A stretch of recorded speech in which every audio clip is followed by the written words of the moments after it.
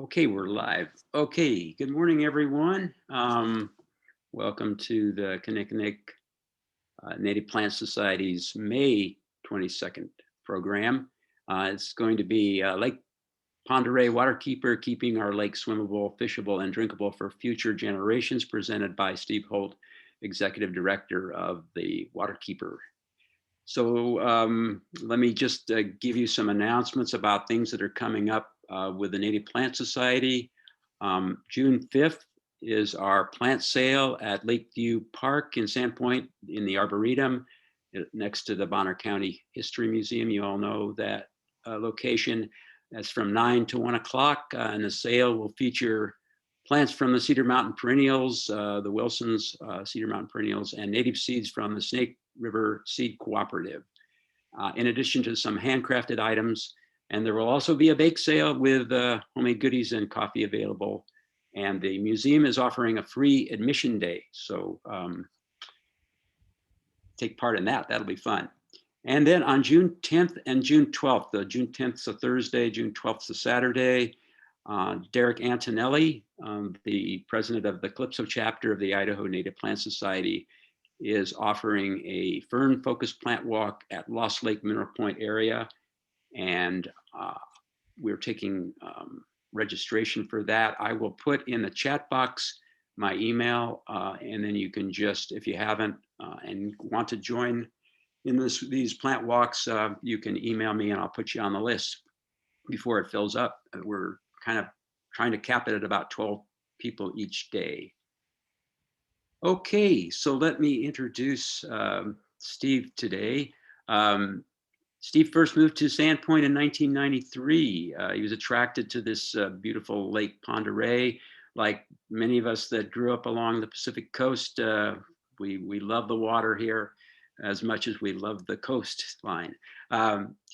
So he founded the Eureka Institute, which is a nonprofit whose mission is to support lifelong learning in many ways by providing unique educational opportunities. He's the owner and developer of the Eureka Center. It's a 42-acre educational retreat facility in support of the goals of the Eureka Institute.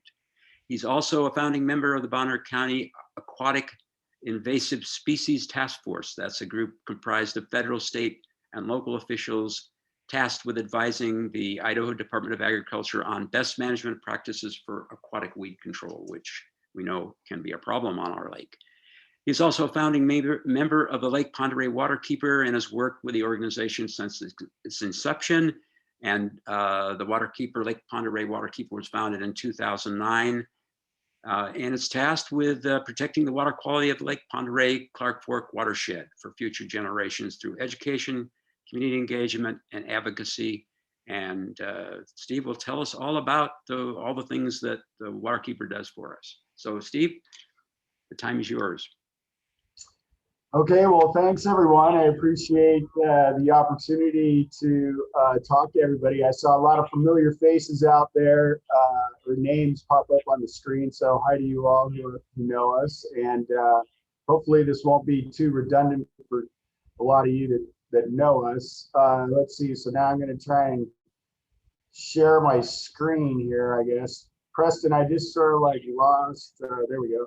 Okay, one other thing I'll just add for folks, if you have questions for Steve, we have a small enough group. If you want to just unmute yourself at any point and ask Steve a question or clarification, please do so. Yeah, please feel free to do that, or you can put it in the chat box, or wait till the end. So, thank you. And do you want me to manage the chat box there, Preston, or is that something that you can do? I'll go ahead and watch that. Okay, great. So can everybody see, can you see my screen okay now? Looks good. Okay, great. Well, I'm going to try and keep it brief and run right through. I just have a few slides. I'm not going to read the slides, but I'll talk to you a little bit about them. And then, like Preston said, if anybody has any questions, feel free to just like jump right in. And I'll see if I can get my slide to advance. And there we go. So I think Preston had mentioned the organization was founded in 2009, the Lake Pend Oreille Waterkeeper.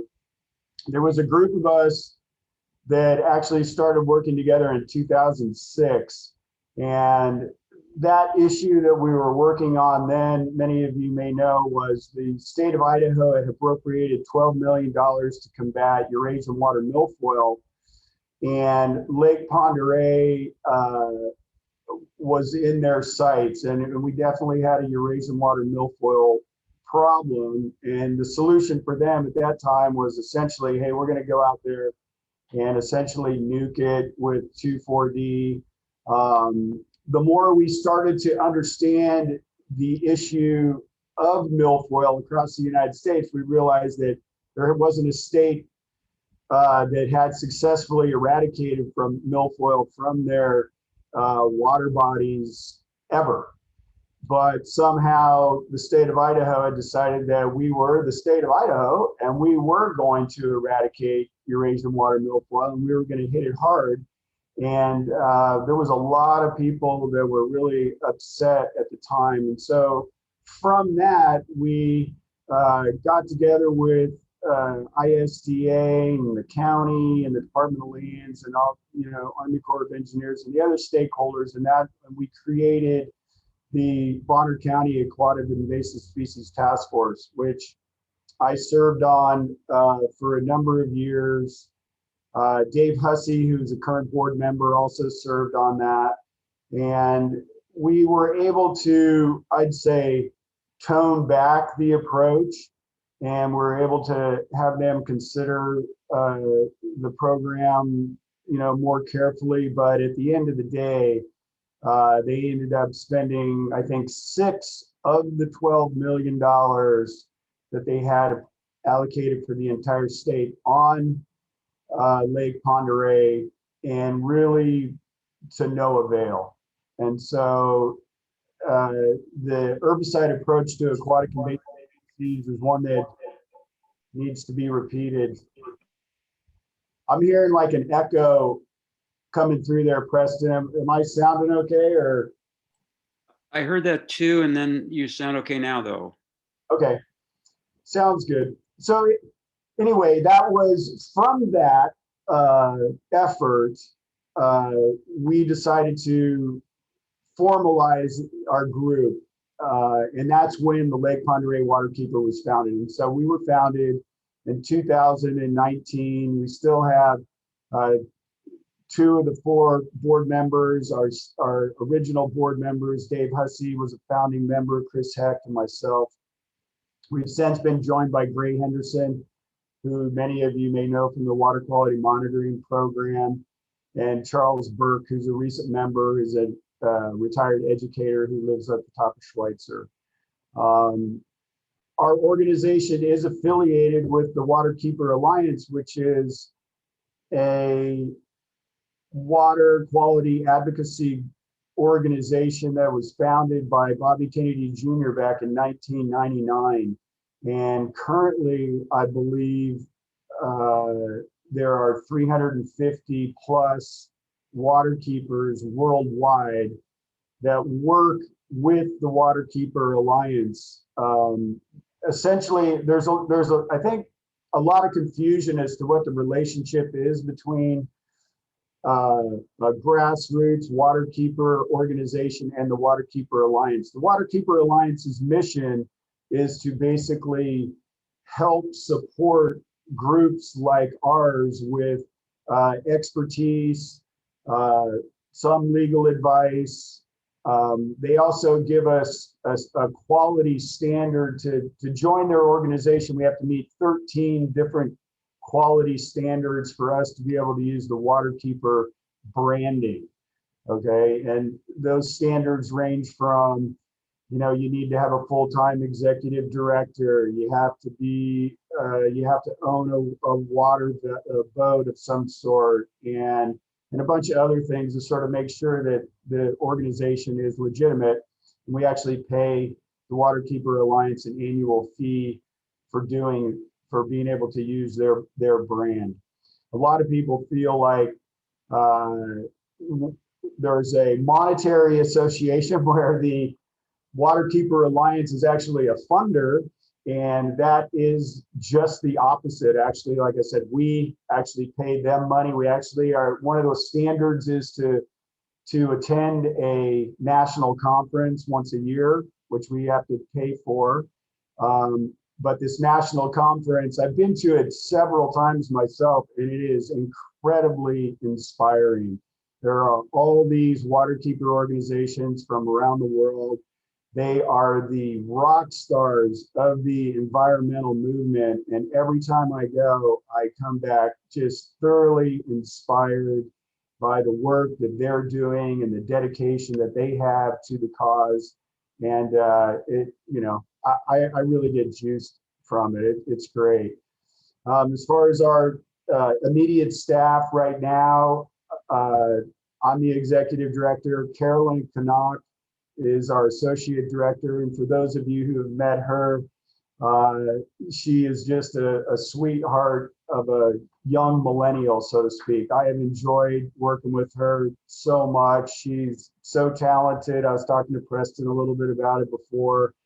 She's, come on into the office.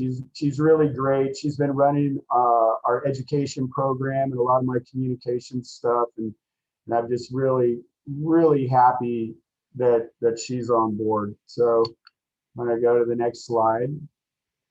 So in terms of our jurisdiction, as you can see on the right there, that's the Columbia River Basin. It's a huge watershed, stretches from Canada to southern Idaho, all through Washington and Oregon. We are a big contributor to that. Our main area and jurisdiction that we've sort of signed up for as a waterkeeper to protect runs from Albany Falls Dam to the Cabinet Gorge Dam, which is actually not shown on that map in the lower left there, but our jurisdiction does go up to Cabinet Gorge Dam. And so some of the things that we are involved in, we just recently had a shoreline cleanup, which Carolyn worked real hard at. We worked with several local businesses to do cleanups specifically with just their organization. So we got a group from the Pend Oreille Winery. I think Evans Brothers came out and brought a group, and then Wildflower Day Spa came and did some work as well. And we supported them on an individual basis, as well as doing our major shoreline cleanup on the Saturday following Earth Day. As many of you know, we have been running a water quality monitoring program on the lake. I think we have 14 different stations now. There are 11 different parameters. We've been collecting data now for, I think this is our 10th season. It's completely a volunteer citizen science run monitoring program. Preston and Ron and Denise and some of the folks out there in the audience have participated in that program and have done just a great job. I'm going to run through some of the work that they've been doing after that. I think that's after this slide. I'm going to jump over and share some of the other stuff. So we'll come back to that. But we've also done some stormwater monitoring. We have monitored a half a dozen sites so far here, and we're planning on ramping that up. DEQ has been very supportive of helping us understand better where we should be monitoring, what we should be monitoring for. And we are starting to create, I would say, the best relationship that we've had with them in a decade. We've kind of gone from this little bit of an adversarial relationship with them in some ways, but more recently in the last couple of years, I think it's been a real good partnership. We've actually been steered towards some funding that they have assisted us in getting for our monitoring program and the installation of some stormwater filtration system. I'm hopeful. We are 99% sure we've got some money coming from them this year to support us in that endeavor, but it's not 100%. And that's EPA funded money. So it's actually pretty strenuous and difficult to get to. So we've been able to establish a real nice relationship with them. On the community engagement piece of it, I think Carolyn has really helped ramp up our, not only just our social media presence with Facebook and Instagram and Twitter, but has really kept us on track for our monthly newsletters now and our semi-annual report. And I think that we've been disseminating information, you know, as well as we ever have in the past with her sort of at the helm of that effort. And as far as our advocacy work goes, we'll be going through some of the issues that we're facing here, but you know, there's the storm. We have wastewater treatment plants that have discharges. We have industrial uses. I think the Joslyn site, which is the site that sits to the west on West Boyer, just north of Super One there. You may be familiar with that particular piece of property. There's a bunch of wells out there. It was a creosote pole factory in its history, and it's highly toxic and polluted there. And we're finding levels of pentachlorophenol and some other dangerous chemicals all the way down coming into Sand Creek at 10 to sometimes 20 times the allowable rate by the EPA. So we've been fighting pretty hard on that particular effort. DEQ does have a plan that they're trying to implement with the owner. I would say that they've been marginally successful so far, but in the next couple of years, I think that there could be some action taken there. And I think that our work in identifying the severity of that issue has really made them sort of like at least ramp up and try a bit harder. We've got some environmental education programs that we've been doing. It's been a little bit difficult this last year with COVID.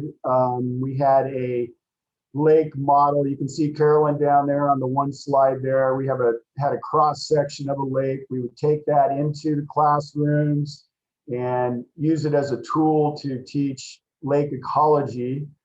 And we weren't able to get into the classroom last year and or this year, really.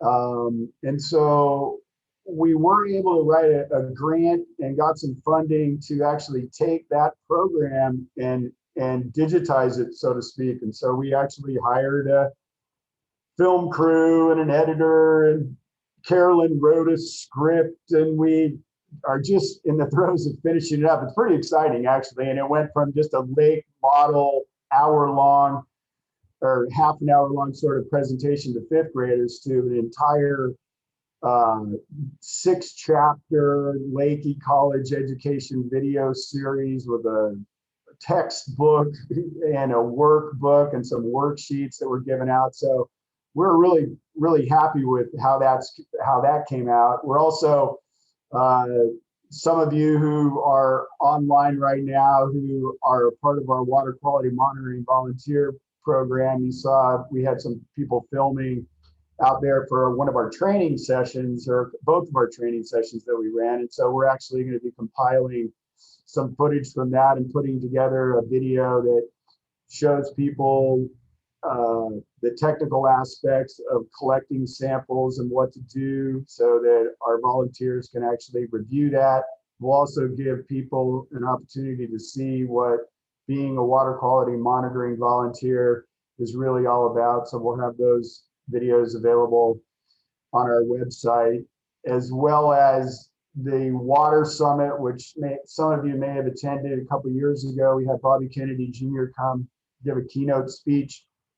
And we brought some people who had expertise in certain water quality issues, and it was very well received. I personally, really feel like it was a good start to being able to get some information to our local community. We tried to change the theme a little bit a couple years ago before COVID hit, and decided that we would make it a Water Summit State of the Lake event and keep it a little bit more local than it was the first time. And so bringing local experts, people who have knowledge about certain aspects of the lake, whether they be from the Lakes Commission.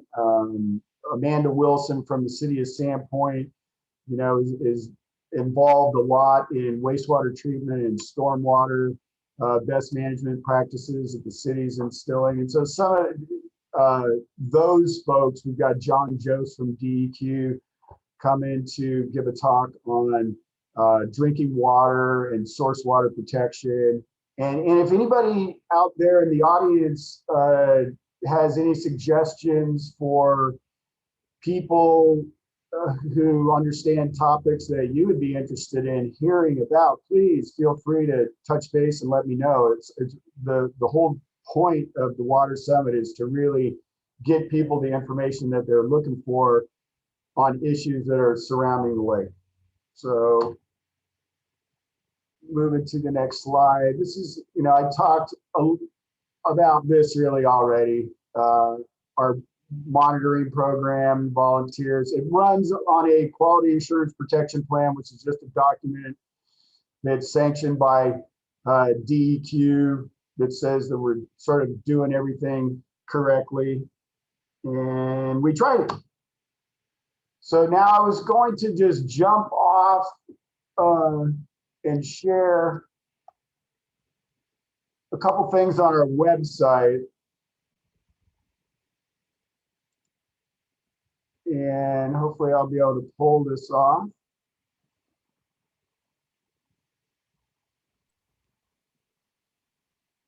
I see it. I see it, Steve. Yeah. The website? I see it. It's you. Okay, great. So we talk a lot about the importance of our water quality monitoring data and what that really means. And for us, just so that everybody knows, there are 3 tiers of water quality monitoring data in terms of how you are ranked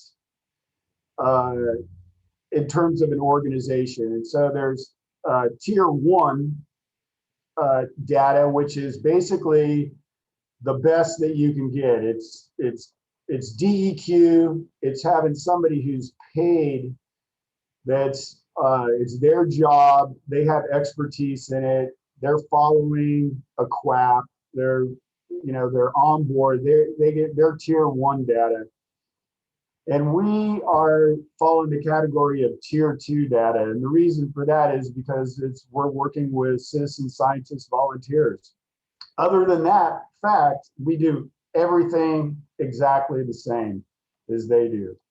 And so the importance of our data is in that we are able to get DEQ to understand that there's an issue in a particular location. And so here's our water quality monitoring page.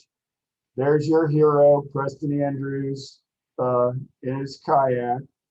And if you scroll down the page a little bit, I want to show you this map here.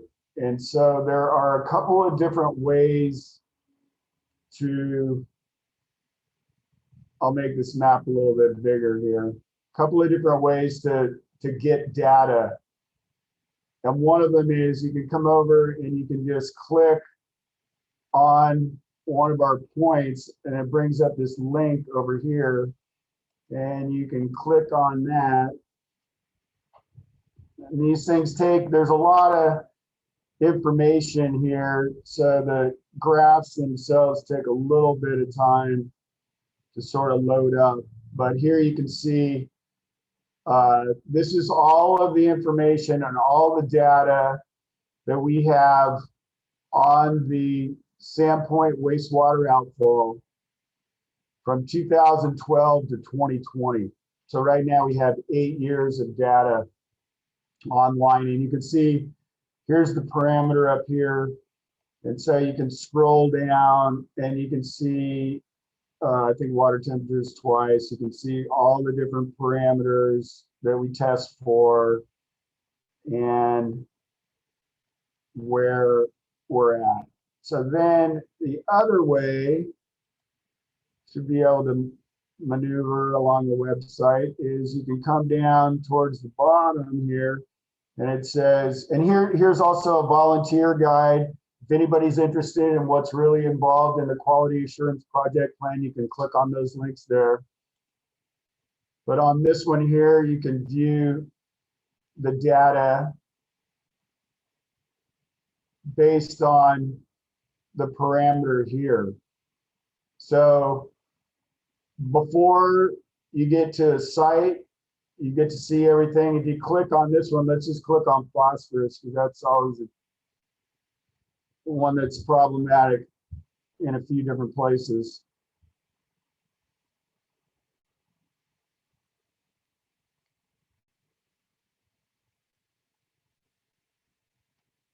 And so here you can see there are all the data points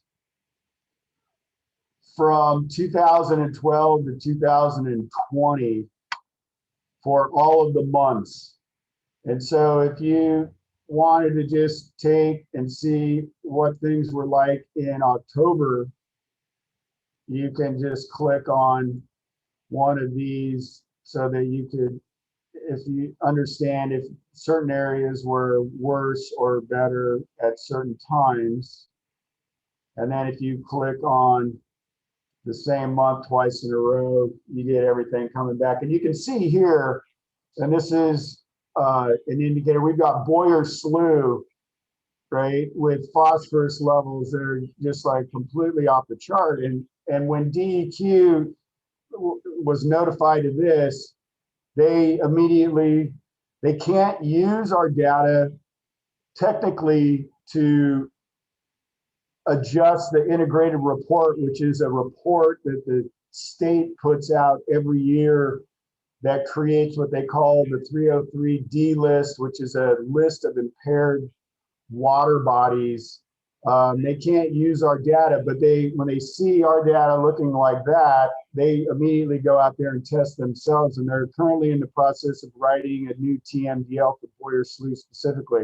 You can also see that it is Coquilala Slough, Morton Slough, and the Sandpoint wastewater treatment plant outfall are all particularly high in phosphorus.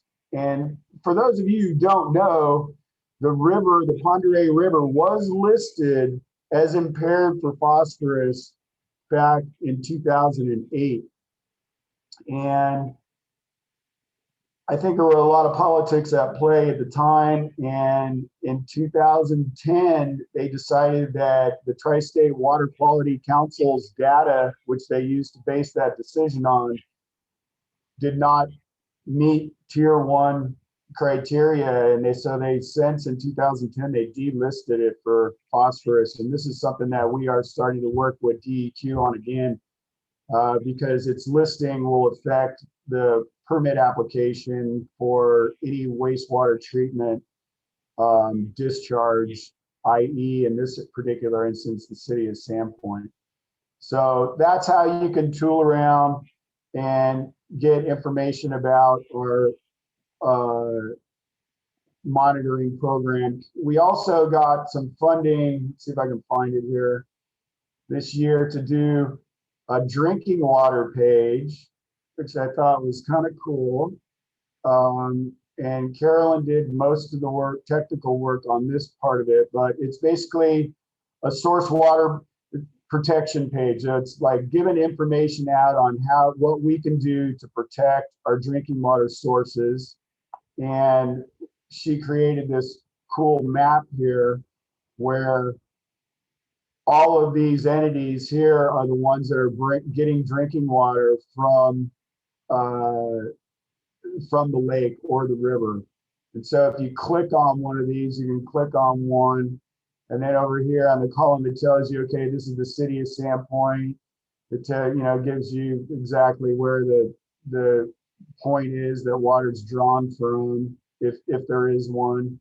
And then it gives you a little bit of information on the type of filtration methodology that is used in that particular plant. And then it will indicate if there's a source water protection plan that's listed with DEQ. It will give you a link to it. And so there's a lot of valuable information here that is in one place. And you can, so if you're interested or you live in an area and you're wondering about your water, you can always go to this page and get it. So I thought that was really neat. And then I think we're doing the same thing with wastewater, just on our own. And we're starting to work more and more on the wastewater discharges, given the city of Sandpoint's current situation. But here's a list of the wastewater treatment facilities that either discharge or are close in proximity to the lake. Some of them are like land applied. Also finding some interesting information on land applied wastewater treatment facilities in terms of the nutrient load. There was a retired Eastern Washington University professor who moved on to Priest Lake and started realizing that they were getting high levels of phosphorus dumped into his cove. Found out that it was actually coming from the wastewater treatment land application that was 1.5 miles up the hill. And so DEQ's been looking into that most recently. There's also a couple of fun things here that I wanted to point out. One of them is a little swim guide that Carolyn put together that sort of helps tourists, mainly, I guess, at this point, understand like where some of the nicer swimming places are. And then there is this one that I think it would be great if everybody who's in the audience now knows a heck of a lot about this area for sure. And I think this page, this history of Lake Pend Oreille page that we started to put together is really just sort of like scratching the surface of what's out there. So I'd love to get some feedback from everybody on this page. There's a cool little video here about Lake Missoula, talks about some of the tribes, some of the historical industry. So just a few little fun things on that. And then I'm gonna jump off of that and come back. So are we back on the PowerPoint presentation there, Preston? Yes, you've got it up now. Okay, great, thanks. And how am I doing on time here anyway? I'm like half an hour into it. Are we? Oh, you're fine. Yeah, you're. All right, I think we're getting close to, now my slide's not. Okay, there we go. So as mentioned, some of the water quality issues that we're currently facing are stormwater is really a major polluter for our area. We've got a very high groundwater table, especially during the spring runoff. And we have some of the industrial sites around like we had talked about before. And we've been working with the city to try and implement some of these newer technologies. We do have a, excuse me, we do have, as a part of the 319 grant that I told you, we're doing a demonstration project on a stormwater filtration system made by a company called Contech. And essentially it's a catch basin with a media filter inside that can be adjusted depending on the pollutant. So we'll be installing that this year in the fall, and then we'll be monitoring it for its efficacy throughout the winter and the spring. And hopefully, if we get some positive results on there, it will encourage the city of Pend Oreille and the city of Sandpoint to implement the technology more. The city of Sandpoint is working with the same company to do a major stormwater filtration system over by Memorial Field shortly as a part of their improvement plan. Wastewater, as I had mentioned before, there's like five wastewater treatment plants that actually discharge to the lake, and there's a lot of work that we do sort of like monitoring their permitting. They have to be re-permitted every 5 years, and depending on the water quality of the lake in their proximity, it can affect their permit. Invasive species continue to be an issue on the lake. Eurasian water milfoil hasn't gone anywhere. And I would say that where the state ran out of money, that was the one thing that did slow them down. Although then they turned around and they had everybody buy their invasive species sticker, and that helped fund additional applications as well as boat inspection stations throughout the state. So they are doing some good things there too by preventing some of these quagga mussels and zebra mussels and things like that. We do have these Asian clams that you see a little picture of there. We have been getting a few calls. Those seem to be spreading around a little bit, but haven't really not enough of them to cause any sort of an issue. And there's not really anything that you can do about them, at least at this point either. Flowering rush is becoming more of an issue.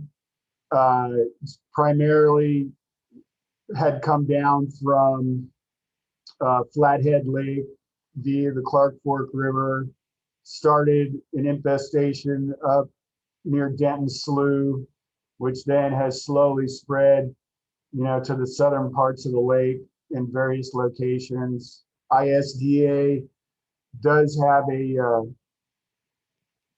I always get completely astounded, how the story changes from year to year with the people who are selling and applying herbicides. But 4 years ago,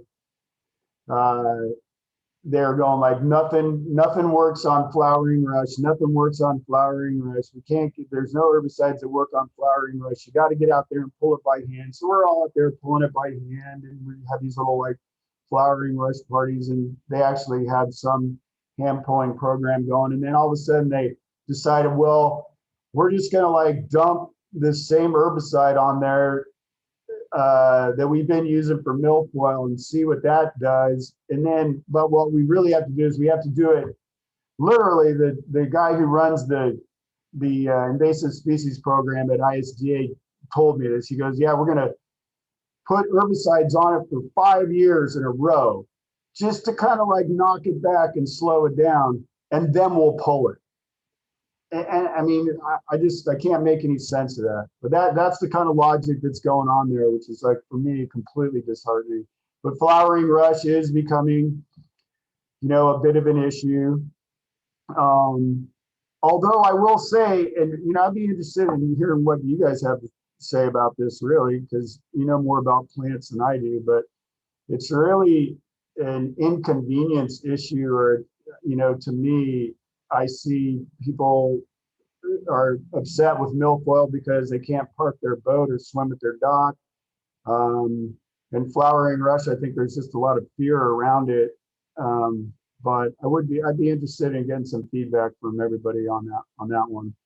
And then most recently, we've got this shoreline development and the vegetative buffer. Many of you may have gotten the memo. I think it was probably 3 or 4 months ago, that the county a county planner was tasked with the mission of going out there and taking comments from some of the local stakeholders on what they felt like with regard to how much development that they could actually put within the vegetative buffer. In other words, we're trying to get rid of the vegetative buffer, or at least tone back all the restrictions around what can happen within the vegetative buffer. And we commented, I think the Lakes Commission was not happy with it. ICL, some of the other environmental organizations, you probably, maybe you guys even commented, I can't remember. But they kind of backed off. I kept inquiring with the planner when he said they were going to hold 2 more workshops with the Planning Commission. And I really wanted to attend those so I could see what was going on. And they just never scheduled them. And then he said, oh, we're busy. We're going to move that down the line. And so now I think they're just letting the whole thing kind of sit for a little bit. But believe me, they're coming back with it, and they're going to try and catch us by surprise and try and pass something. But the vegetative buffer is one of the only tools that we have in our shoreline code that really helps us protect the water quality of Lake Pend Oreille. And so last Friday, I got a call from somebody who's living over on Boyer Slough. And I thought I'd share this little story with you because it's a good example of the kind of thing that we're faced with and that's happening out there right now. But as you can see here, there's this 4-acre parcel here that's existing, and you can see the level of vegetation that's happening here. And this distance from, say, here to here is about 130 feet or so. And so the 40-foot line is sort of like in this zone, like right here. And the topography of this particular parcel, you'll see, is one that's like flat to almost right at the buffer. And then it drops off steeply at like a 35 to 40% grade, headed right to the water. And so I got a call from a property owner that lived across the street. And this was the kind of thing that she woke up to when she came back from San Diego or something like that. And you can see it here. They just totally denuded the entire thing. I mean, they actually made some attempt to put up a silt fence that didn't even touch the ground. And you can just see the level of sort of taking out the existing vegetation, which, I think they could have thinned and done a pretty good job with. They actually cut a road in right here all along the side of the embankment here, and which in turn actually made this whole thing even steeper. Just down the road from them, I just put this as an example, but this is how sensitive the area is. The slide 4 years ago, they had a major slide that came down and completely went across the entire slough and made it completely unnavigable.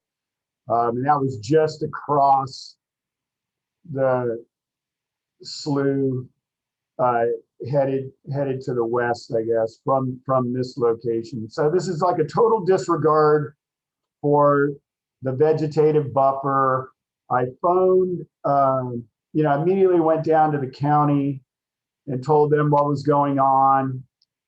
They basically just shined me on. I ended up filing a formal complaint. I cited numerous codes in which this is a violation of. They actually they said they needed to send their enforcement person out there.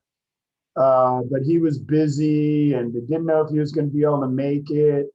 But essentially, on a Friday afternoon, I went in there and made them aware of this. They must have gotten a hold of the developer on Sunday, because on Monday morning, they were out there with their excavators, like completely cutting that road in again. And they worked there like all week, and they still haven't sent a compliance officer out there. And it is incredibly disturbing, to say the least. So I'm sure you guys have an opinion on that one. But anyway, that's it. That's about all the intel I can give you on that without any questions. So, there's our contact information. Most of you already know, how to get a hold of me, but yeah, happy to field some questions if anybody has any. And thank you for allowing me to talk. Thanks, Steve. I just invite everybody to unmute and start your video if you'd like to, and ask Steve questions. On this last appalling scenes on Boyer Slough, isn't the Department of Lands, don't they have jurisdiction over this shoreline development? No, Department of Lands only has jurisdiction below the high water mark. And so when they put a dock in, I called them, when they put a dock in, then they'll get involved. But I talked to the guy down there, and they can't do, and I know Justin Eshelman is the guy who's usually working there, but he's on maternity leave. I know it sounds funny, but it's good. But I did call DEQ, and Kristen Lowell is, cognizant of it. We've sent her numerous pictures. We have a whole round of the library of pictures. We have videos of the excavator sort of digging down in right at the water line. And the EPA is supposedly going to be going out there shortly and doing their own investigation. So I'm hoping that we can get some sort of enforcement from somebody around this. And if not, we have to really, make it publicly known that this is happening and we're not getting any help. Should I stop sharing my screen now? Yeah, you can do that. Yeah, that'd be fine, Steve. And there's a question about writing letters regarding this. And this isn't the only problem in Boyer Slough, but it's certainly an egregious one. Yeah, anything. I think if the Native Plant Society as a group could put together a formal letter to the county even on this, and then write something and submit it to the reader and the bee. I'm certainly going to be doing that. I was kind of waiting to see what the outcome of this whole thing is. This is just brand new, right? It's like been happening for like a week. So is Dan McDonald going to step up and tell his people to get out there and shut this thing down, or at least make these people like pause and get their act together and find them on some level or something, pretend like they care. And that'll be one story. And then if they don't do anything, they're slow on the get, but there's just a little bit more time, I think. And then I'm going to start firing words down.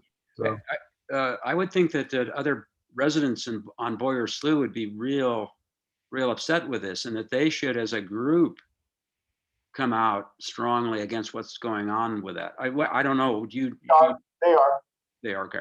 Yeah, they are. They will. The one woman, Lana Willingham, I think is her last name. Don't quote me on that. She wrote a letter to the county. She is ready to, get some of the neighbors to sign on to a letter that's going to go to the Daily Bee and the Reader. So there'll be some publicity around it, this coming week or next week for sure. And could we use any of the photos that you showed in our letter? Oh yeah, okay. We have a ton of them. I'm happy to share all that stuff with you. Okay, we can work with you on that. Great. Anybody else have questions? Well, as people are thinking if they do, I have a questions about delta restoration and the impact that might have on water quality. The Native Plant Society has been involved with both the Pack River Delta restoration by Idaho Fish and Game and also the Clark Fork Delta restoration. And it seems like those deltas are like filters for incoming water for sure. Can you comment at all on that? Yeah, I can comment that you know way more about that than I do, Preston. I know that they're a good thing. I appreciate what's happening up there, but my science background on the specifics of what's happening, I couldn't tell you. And I know that the water quality monitoring data that we're getting from that particular area, you know, the parameters are all looking good. But in terms of you know, how well those things are working and how well the restoration pieces are working, I wouldn't be able to give you an educated comment on it. Okay, that's fine. I know that there's a new person in charge of the Clark Fork Restoration Project, and they're going to start up again in the fall. I'd hope to have them come in and talk to us because we've had volunteers out there planting in the Delta in the past, and yeah, that's an Army Corps of Engineers project, is it not? I think it's funded through them. Yes. Okay, great. Yeah, I'm interested in learning more about it as well. So make sure you keep in touch with me if you do have. I think it's a woman. I think it's Amy something, but I'd like to hear what she has to say about it for sure. Right. Okay. Thank you. Anybody else have questions? Well, we've got Steve online here today. Dan Kraybacher, you must have something to say. I see your name up there. Come on. Unmute, Dan. I am speechless. Good job, Steve. Steve, It's very helpful for me. How was Mexico, you guys? Water quality was great. Okay, good. Sorry, I missed that trip. We missed you. I know I missed you on that. Steve, I got a question. Dan and I are in the same room, so Yep.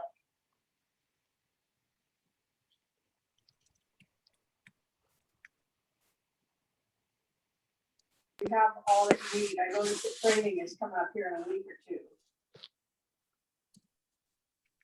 Kate, we can't. You need to say it again. Yeah, repeat the question. We couldn't hear any of it. No, I just hit it. Muted. Go ahead. Sorry, Steve. I'm just wondering whether you guys need any more volunteers to collect water quality data, because I noticed the training is coming up in a couple of weeks. So do you have all the volunteers you need? Yeah, we're all set on our water quality monitoring volunteers for this season, and we always have a few folks drop out at the end of the season. So, but for next year, if you're interested, it's good to just come to one of the trainings, and then you can also serve as like a backup to somebody if they can't make it. The commitment is once a month. On it, I think it's the third Tuesday of every month. People are required, they're asked to go out and collect from, I think it's May through September. And so sometimes we have people who go on vacation and we need a backup. So yeah, if you'd be interested in helping there, touch in with me. Also, we have we're ramping up our stormwater monitoring. And so if you wanted to maybe help out with some of that might work out pretty good. We're just trying to figure out how to bring volunteers and assess how we're going to get that done. We're sort of expanding our reach on that. So, and I know you know the area well too, so that'd be great. Yeah, give me a call. Okay, thanks. Steve, on the go ahead. Who was a question about the stormwater filtration prototype? I guess you're working on installing. Where is that going to be? Well, it's the location is just, we're just discussing actually moving it. I've been working with Eric Brubaker on that. He's the Pend Oreille city planner. And the most convenient location that we